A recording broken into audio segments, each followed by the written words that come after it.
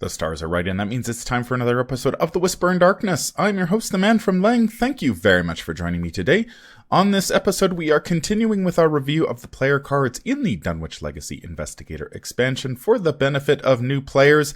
This is part 2 of our Seeker review. We're going to take a look at the cards Preposterous Sketches, Seeking Answers, Level 0, Shortcut, and Inquiring Mind. There are spoilers throughout if you care about that sort of thing. If you enjoy what you hear, remember to like, comment, and subscribe. Just a quick reminder of how we rate cards here on The Whisper in Darkness. The best of the best get an Elder Sign, while the worst of the worst get an Auto-Fail, and the cards in between get a +1, 0, or Elder Thing respectively. Cards that you build around, or are good in one particular deck, get a Bless token, while cards we believe are destined for the list of taboos or are simply bad for the game get a Curse token. Before we get started, I'd like to thank the patrons of this channel for their tremendous support. The Arkham Horror LCG community is amazing, and these people have gone above and beyond to bring you content like these player card reviews. If you'd like to support the channel's goals and see your name on this list, head over to patreon.com, sign up for a tier of your choice, and claim your rewards. That would be awesome. Special thanks to Cole Monroe Chitty for the amazing art that graces the channel, Nicole Fiscus for the new Whisper in Darkness logo that I use for the podcast, and Nate Lost in Time and Space for the intro as well as the overlays. Thank you very much. I couldn't do it without you. Without further ado, let's get started. Welcome back to our review of the player cards in the Dunwich Legacy Investigator Expansion for the benefit of new players. This is part 2 of our look at the Seeker cards. We're going to kick things off with Preposterous Sketches. It's a 2-cost event with a Willpower and Intellect skill icon, Insight trait. Play only if there is a clue at your location. Draw 3 cards. Thoughts on Preposterous Sketches? Good card. It's not a lot to talk about on this card. Yeah, we already talked about Lab Assistant, about how you spend 2 to get 2 cards and some soak. But if you're playing a Seeker and maybe your ally slot is filled by Dr. Milan, you've got Preposterous Sketches. You spend 2, you get 3 cards, but not the soak. But also, you don't spend the ally slot. Yeah, I think this card's actually pretty solid. One thing I really like about Preposterous Sketches is how elegantly fair it is. You spend two resources, which is kind of like 2 actions worth of effort.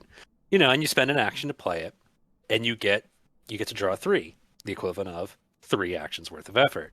You know, I just love how fair it is, and like how you're translating one resource into another. You know, those trade-offs. I like this card mathematically. Drawing cards is good. The Insight trait does become more relevant once we get Joe Diamond, who can drop this into his Hunch deck and play it for 1 resource.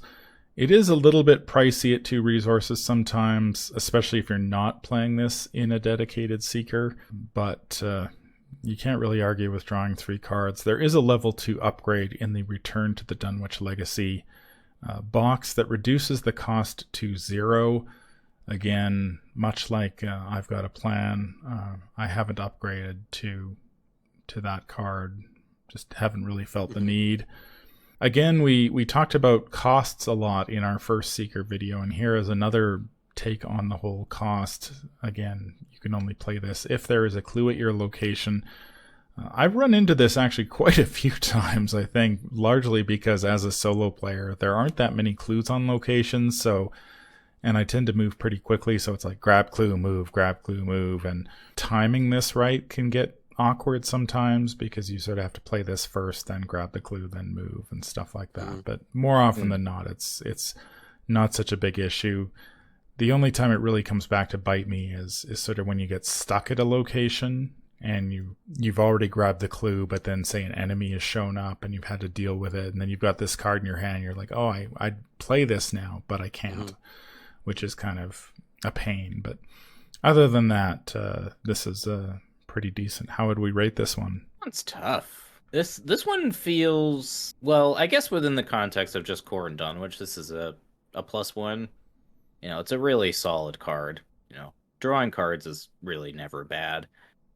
One other thing I will point out about this card is that it can be kind of awkward in the beginning of the game because a lot of the starting locations don't have clues on them, and you do generally want to get your assets on the table as quickly as possible. So this is one of those situations where you would want to play this, but oftentimes, you know, say you're starting in the Miskatonic Quad, that doesn't have any clues on it. So you have to play something, move, and then play the prop sketches, and now your turn's over. I don't think it's that bad because in the opening turns of the game, you've already had your mulligan. So maybe you mulligan this away, and then you use this like as the game has set off to like reload your hand. Dig for icons, dig for good events. Yeah, totally. It's it's not deep knowledge. It's not I draw 3 whenever I want. It's you have to actually kind of plan around playing it. If you have a good way to get yourself resources, so that means if you're playing like a Seeker and you have Dr. Milan and maybe some emergency caches in your deck, and you're good on resources, then I think this card gets really good and becomes like a +1. If you don't have good ways of getting resources, thus to offset that quote unquote 3 action cost of having to spend 2 resources and an action to play it, then it's less good. But if you have 2 Preposterous Sketches and 2 emergency cache in your deck, then the efficiency is starting to show itself off. Yeah, I'd give this a +1 in our context here because card draw is good. I'm going to give it a +1 as well. Yeah, like you say, it's sort of that cost can be somewhat tricky to handle if you're not playing, if you don't have a good resource engine. Spending 2 resources can be a little tight. But, drawing cards is one of the ways to help you win the game. So a card that gives you three cards is very nice. And Cryptic Research is in the revised core set, but you've got to spend a lot of XP to bring that into your deck. So if you don't want to spend that XP, which is entirely possible in Dunwich, at least you do have another option that is available to everybody, unlike Cryptic Research, which is basically restricted to Rex and Daisy at 4 XP. The next card is Seeking Answers. It is a 1-cost event with an Intellect and Agility skill icon insight trait.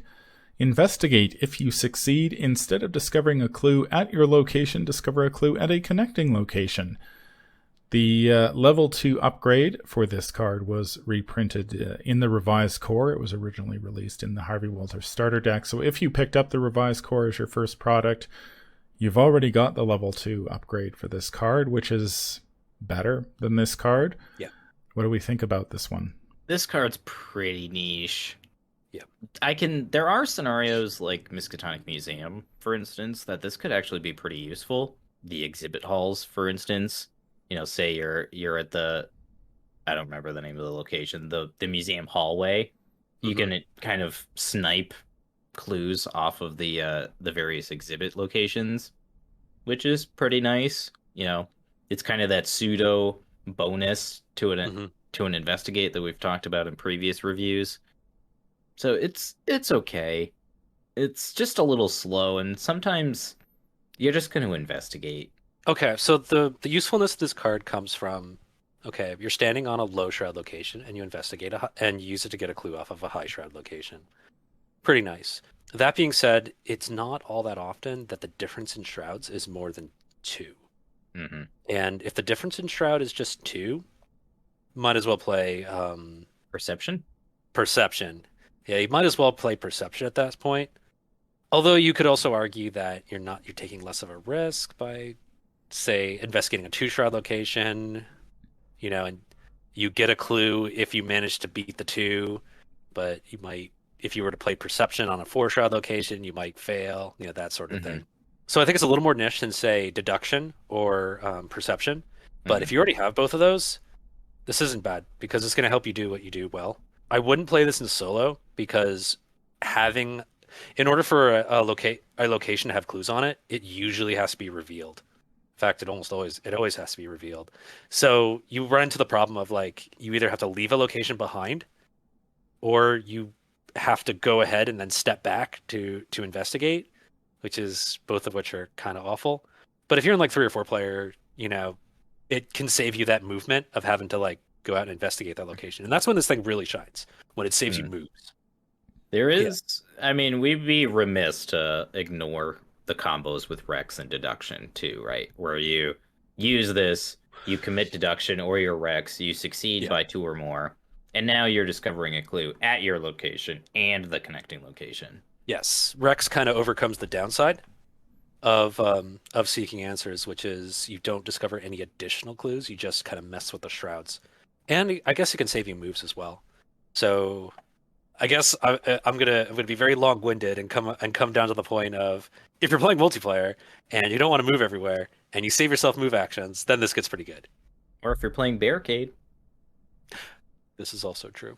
I've really warmed to this effect over the years, largely from my experience playing Sixth Sense in Mystic, which was released during the Circle Undone cycle.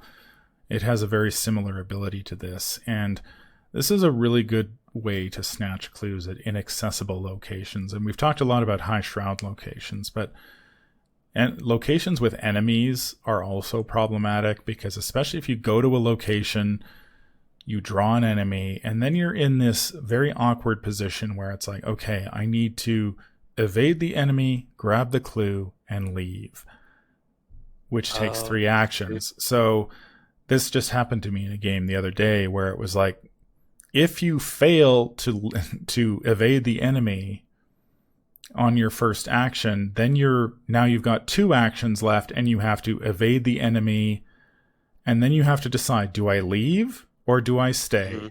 And to get that clue. And if you stay, okay, I have to evade that enemy yet again the next turn. Whereas if you've got something like Seeking Answers, you can that problem sort of is mitigated, because okay, I failed my first test, I can still evade and move and leave, and then investigate that location from afar the following turn. This is also a good way to get around Locked Door, which appears in quite a few scenarios where if the door gets slammed shut on you, it's like, okay, I'm a seeker, this is going to be tough for me to break down the locked door because I don't have high agility or combat. I leave the location, use Seeking Answers to grab the clue from a different location. So I think this has quite a few good applications. It can also help Roland deal with cover up. I don't know if I would necessarily play this version over the level 2 version, which I think is superior in a lot of ways, but I do like this effect a lot more than I did back, say, during the Dunwich Legacy core set days, where I was kind of like, I don't really see the need for this. But having played Sixth Sense quite a bit and being able to snipe clues at locations that have become inaccessible either due to high shroud enemies or locked doors is quite nice. How would we rate this one? I'm going to stick with a 0. I think it's very solid if you have a plan for it, but if you're just kind of playing it willy-nilly, it's not going to be the best card. I think, Manfromleng, you really touched on when this card is really good, is when, locations become just a huge hassle or a burden to have the Seeker go into, like you were saying, like with an enemy. I had a similar experience playing Wages of Sin, where all the heretics spawn, and you need to get the clues off the location in order to complete the unfinished business. And a card like Seeking Answers could be really good in a scenario like that. Yeah, I think I'm also going to give it a 0. If you're just going to throw it in willy-nilly, play Perception instead, I'd say. Yeah, but if the way your group is working out, you're going to have someone like go ahead of you, then I think this is pretty good. I'm starting to think here that Dunwich has like a decent amount of locations where this sort of effect is pretty good. Miskatonic University, there's a location that costs you extra to investigate there. I think there's some tricks you can do in Essex County Express to like investigate ahead of you and thus like help clear the road for the team. There's also the Arkham Woods locations that use other stats. That's right. So, Blood on the Altar with the boss. mhm. Yeah, that's the classic example of, you have to like spend actions going in and then leaving before the boss hits you. Yeah, so maybe like Dunwich has good uses for this. Now that I think about it. I think in terms of design, I'd give this an Elder Sign. I really like how much like thinking a card like this makes you do. Yeah. And how like subtly powerful I think an effect like this is. I really like any card like this where the Seekers become masters of investigation by not necessarily by just bludgeoning and getting more clues, but by like manipulating shroud values or like manipulating where the clues get discovered or moving clues around. Yeah, I really like these kinds of effects. I'm still gonna give it a 0 because deduction and perception. So it's not like the straightforward, always awesome card, but I still like it. I think I'd be willing to bump this up to a +1 if the icons were better, which is something that the level 2 version fixes, because it gives you 2 agility icons, which is awesome, because then as deck space gets tighter, you don't necessarily have the room to play 2 copies of manual dexterity and everything else you want to play. So having this card in your back pocket, even if to investigate if necessary, but also commit to an evasion if necessary, is very, very nice. As it stands, I think I will give this one a 0 as well. I really like the effect, but it is, like you say, somewhat niche. It can be very, very helpful.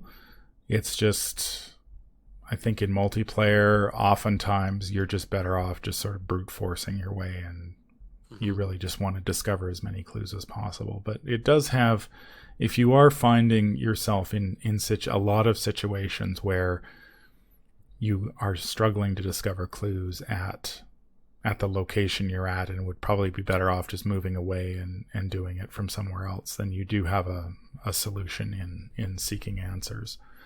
But fortunately, the level 2 version was reprinted in the revised core, so I think if that's where you started with this game, you already have the better version of this card. So this one kind of loses a little bit of its value, but I guess those are the decisions the designers made. So the next card we're going to talk about is Shortcut. It is a free event with a willpower and agility skill icon, insight and tactic trait.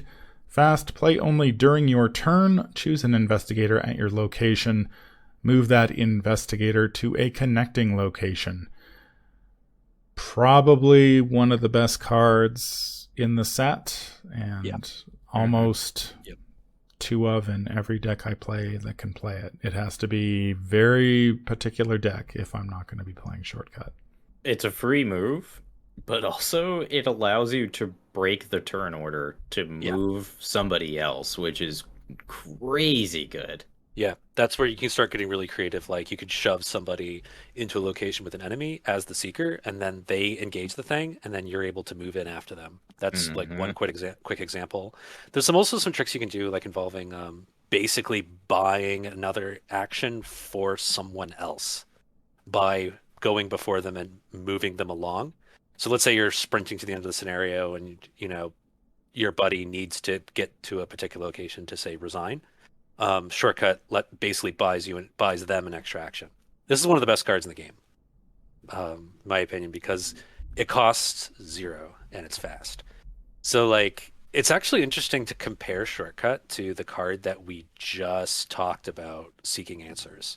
Seeking Answers is 1 cost, and it doesn't give you any additional effect. Like, it gives you 1 clue, but it kind of makes it easier to get that clue, or it kind of plays around with the amount of setup you need to get that clue. But in its most basic sense, it lets you lower the shroud you need to get a clue, and it costs 1. So Shortcut costs 0, okay, but yet has a much more universal effect. You always need to move. Shortcut is never going to be anything but like a bonus action, whether for you or for someone else. And I think that's something that's worth considering, like, as we like look at cards, is like, why is Shortcut cheaper than Seeking Answers? I don't know. I think I know, and I think it's simply that the designers just undervalued how important movement actions are in this game. Okay. I think they definitely understand that discovering clues is the most important aspect of this game, right? Like you were saying, comparing this to Seeking Answers costs you an action and a resource, in addition to playing the card and all the other steps you got to go through. But Shortcut, they were probably like, oh, okay, we'll get them to that location, and then they can play the Seeking Answers, and then get the clue.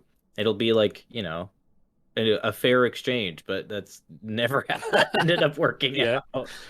Yeah. Yeah, shortcut is very good. I think I think it's undercosted at 0. And Yeah. I'll also point out that I think they undervalued movement because of another card that we'll soon talk about. And I think the tandem of those two cards, I think, to me at least, cement that they definitely undervalued how good movement is. Sorry, I had to vomit a little bit there. I mean, you really can't argue with a card that's fast and free. The fact that you can choose any investigator location and break the turn order is awesome. You don't suffer attacks of opportunity with this, so you can move even if you have an enemy on you. So you have you're racing to the end of the scenario, you need to move to the resign location, you've got an enemy on you, or even two enemies, play shortcut, move, resign, take no attacks of opportunity. This is very, very nice against the odd massive enemy that you run into, because massive enemies can't chase you with this. That's so right. You can play, even if you're engaged with a massive enemy, you can play there's a massive enemy at your location. You can play shortcut and get away from it, and the massive enemy won't follow you. There is a level 2 upgrade in the Pallid Mask Mythos pack, which is actually quite different from this one, which is unusual for upgrades. The upgraded version of Shortcut is actually an event that plays on a location and basically lets everybody use it. I haven't had the chance to play that, being predominantly a solo player, but certainly in multiplayer, if you can drop that upgraded Shortcut on the right location, man oh man, you can generate tons of action advantage. I'll say shortcut level 2 is it's definitely my top 5 of most powerful cards in the game. In a multiplayer environment, because of the number of actions you get out of it, and the fact that it doesn't even have to be your turn to use shortcut level 2. No, it doesn't. So being able to use shortcut level 2 when it's not your turn, it actually leads to some crazy stuff. I'm not even gonna go into it because we'll save that for the Carcosa review. Yeah, how good that card is. I think the biggest problem with Shortcut is that it is simply too good. And it overshadows pretty much every other movement effect in the game, except for another card that we will talk about, Pathfinder, later down the road. The designers have struggled to create movement effects that can match Shortcut and Pathfinder. And we have seen several over the years since Shortcut's release, and inevitably they are compared to Shortcut and fall short and are relegated to the binder because they just simply can't compete. And so Shortcut is amazing, but they did too good a job with this one. Maybe making it cost something. I'm honestly don't know how they could have reined it in that would have made all the other movement effects that they've released playable. Well, here's a thought. Why does it have to be a secret card?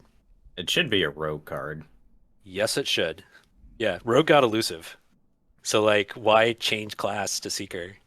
Here in Dunwich. A rogue card makes sense because rogue's all about cheating extra actions, and at least they were in the core. Yeah. And about moving around the map in big swaths. Yep. Yeah, so. Yeah. Yeah, because rogue got, elusive, they have Leo DeLuca, they have Cat Burglar. Mm-hmm. They even have Think on Your Feet, extra moves around the map. So why did Seeker get shortcut? I don't know. I think this is the expansion where Seeker slowly begins to eat every other class's lunch, isn't it? It's they steal the rogue's movement, they steal the guardian's attack and fighting. They just become, universally good at all of the aspects of the game. I'd ask you how we'd rate this one, but I think it's pretty clear that this one gets an Elder sign across the board. Unless you want to give it a curse token. I could see why you would. Simply this because isn't the offender, but it is part of a group when you start combining effects together that gets offensive. But it's not the offender. This is the accessory to the murder. This is the co-conspirator. This is the this one's going to jail for conspiracy to commit murder, not going to jail for murder. Does that make it a curse though? Yeah, this is tough because it is so ubiquitous. And like you were saying, it does set a really bad precedent for all other movement cards to have to live up to. You know, like we were talking about Nimble and Hiking Boots and all these other movement cards that are just ugh. And I think Shortcut was sort of the start of that. Yeah. So if only it cost one. It'd feel so much better if it cost one, because at least you like have something you have to pay to play it. You know? Yeah, I think as it stands, though, I don't know if I'm willing to give it a curse token. Okay. You know, I think like at the end of the day, like you are still trading a card. Yes, that's the cost. But then again, you're kind of doing that with every other event. True. Yeah, true. Mm-hmm. But I don't know. I think I'm willing for this card to exist because while it does forward the game state, I do like that it at least makes the player think about how they're going to use it. Okay. Whereas something like I've got a plan is just very clearly I kill enemies with this card. It's very one note. It doesn't make you think. It just brute forces the answer. Mm-hmm. Whereas at least with Shortcut, there is some creativity in how you can use it. I'm going to give it a very purple Elder Sign. I'm going to give this one an Elder Sign, largely because I think I might have been willing. I mean, it is part of the problem. Clearly, the designers have had a very difficult time since Shortcut and Pathfinder's release of creating cards that can compete with movement. I guess the reason I'm sort of settling on Elder Sign is that a recent deck I built, I immediately included Shortcut in it and then took it out because Elusive was better. And so it's not as ubiquitous as I thought it would be. I thought, you know, if I can play Shortcut in my solo decks, I will. And in this case, I'm like, actually, Shortcut is not the tool for the job. So, I mean, Elusive has ended up on the list of taboos as well, but I tend not to play with the list of taboos anymore, so I just stuck with Elusive. So I think it's definitely an Elder Sign. As far as design goes, I think this is a curse token. Oh, gotcha. So that's going to be our new column on our giant grid of all the ratings for all the various specific situations. So we're going to have the in-play. We're going to have the in-play rating. We're going to have the solo rating. We're going to have the multiplayer rating. We're going to have the small card pool rating. We're going to have the large card pool rating. We're going to have the design rating. We're going to have the artwork rating. Yeah. I like the artwork, actually. This is good. I like that. It's like this dude just like popping out of a manhole. Like, it could be Jim Culver, you know? And like you can see like in the background, there's like a cat and like what looks like a rat there. Like, this guy's in some back streets. You know, this is he knows where he's going. Right? You don't just wander into like an alley like this. You like go there for a reason. Yeah, you could say that he knows the town like the back of his hand. It's what the flavor text meant all along. So Elder Signs across the board for Shortcut, with the proviso that as some of the Seeker cards in this set, it is part of a larger problem that started here. We're going to end this episode with a skill. This is Inquiring Mind. Skill with 3 wild skill icons, innate trait. Commit to a skill test only if there is a clue at your location. There's that cost again that reigns in the power level of one of very few. I don't think there are many other cards at this level that just hand you 3 wild skill icons. Not at this point in the game, no. And actually, that cost has come back to bite me in the ass a lot. Like, there have been so many skill tests where I'm like, haha, I'm going to pass, and then I realize there are no clues at my location, and then I'm like a sad panda. Yeah. Mm-hmm. But, this card is very deceptive in Mythos phase, particularly. Because you end your turn, you grab the clues, and you're like, I'm scot-free! And then you commit Inquiring Mind, and you go, That actually, your friend across the table says, but doesn't it say that you And you can say, only "Shut commit up, to Trevor." Yeah, that's the problem with Inquiring Mind. So you were, so Mr. Lang, you were talking about Preposterous Sketches and the limitation of there needing to be a clue in your location to play Preposterous Sketches. But Preposterous Sketches, you have a choice of when you play it, and you can kind of choose to play it before you drain the location of all its clues. Inquiring Mind, however, since it's icons, you don't really have a lot of choice of when you need those icons. So, like, you're in Mythos phase, and you go, "Oh no, there's no clues on my location." So, I think this card's very good. It's not. I wouldn't play it over Unexpected Courage, though. I'd play it as Unexpected Courage number 3 and number 4. Yeah, I would play it as Perceptions number 3 and 4. that works too. Yeah. Or Guts 3 and 4. You know, I think I'd play Guts. I think I'd play Guts over this. I would play Guts over this too. Yeah, but with Inquiring Mind, you may not need like manual dexterity as often if you have Inquiring Mind, or well, definitely Overpower. You may not need Overpower as often. Like if you're not the primary fighter, you can get away without playing Overpower and playing this instead. Yeah. Yeah, especially in 2-player, where oftentimes maybe you only grab one of the clues during your turn, and then your partner kills the enemy during their turn, and then there's a clue left over. Mm-hmm. So sometimes there are situations where that's going to be the case, but especially in solo, you're kind of just moving, grabbing a clue, moving. So Inquiring Mind essentially just becomes a perception at that point. Yeah. A very good perception, mind you, but... Yeah. Yeah, and I do like how Inquiring Mind, it works well when you're able to help out your friends, because it's wild icons, and wild icons are good for that. Mm-hmm. Yeah. Yeah, I could see a situation where, like, say you shoved the Guardian forward with your shortcut, and then they fight the enemy, and now all of a sudden, like, during the following turn, you move in, and there's still a clue there, and you help them with your Inquiring Mind. Yeah. Like, deal the last chunk of damage or whatever, So there are definitely situations where this comes up, but I really like this design. I think this is a really good card as far as design goes. Yeah, it's got one more question mark than Unexpected Courage, but you can't use it all the time. The innate trait does become relevant as your card pool expands, and you pick up Silas Marsh from the Innsmouth Conspiracy, who can play innate cards. This is very nice in Silas, since he has the option of playing this, and then, depending on whether he needs it or not, can bounce it back to his hand.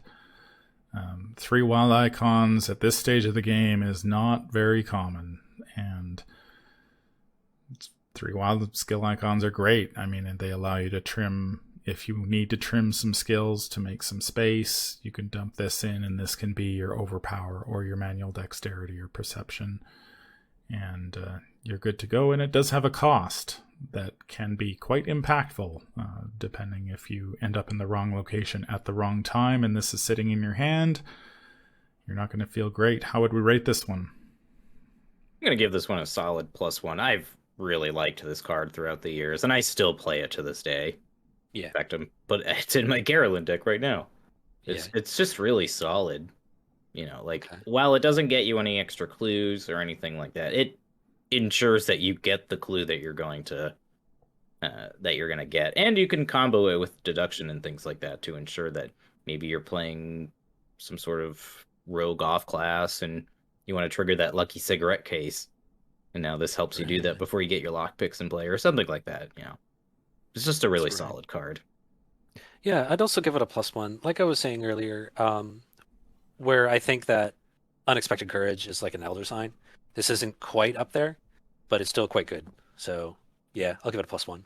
I'm going to give this one a +1 as well. It's very good for what it does, and I don't think you're going to be too disappointed by having a card that gives you 3 wild skill icons for whatever test you happen to need it, as long as you pay attention to your location on the board to make sure you were positioned properly. Can't complain about this one. That's going to do it for our look at the second batch of Seeker cards in the Dunwich Legacy Investigator Expansion. Let us know in the comments down below what you think. Any final thoughts? Man, I really wish they had continued on with this, like, you can only do X with if there are clues at your location. I think it's a really interesting way to balance seeker cards. Oh yeah, that and I really like the idea that the theme that Seeking Answers has of a seeker not brute forcing locations, but like manipulating shroud and locations of clues. I really like that, and I really wish they would like keep that going. There are a few You, cards that do, but I like that you're stuff. saying you wish that the game forced you to use the player's intellect in addition to the character's intellect?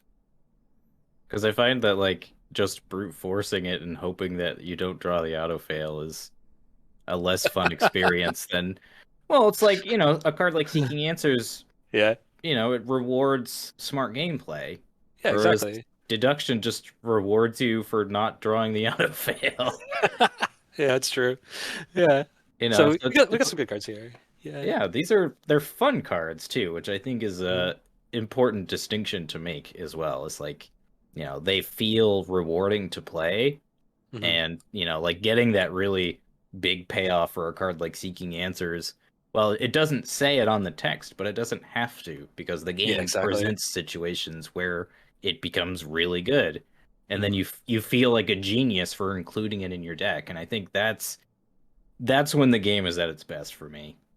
Oh yeah, when you and your friends, put your heads together, look at what's in your hand, look at how many actions you have, and like you figure out how to get yourself out of the most terrible situations. That is when Arkham Horror really shines for me, and Seeking Answers helps with that.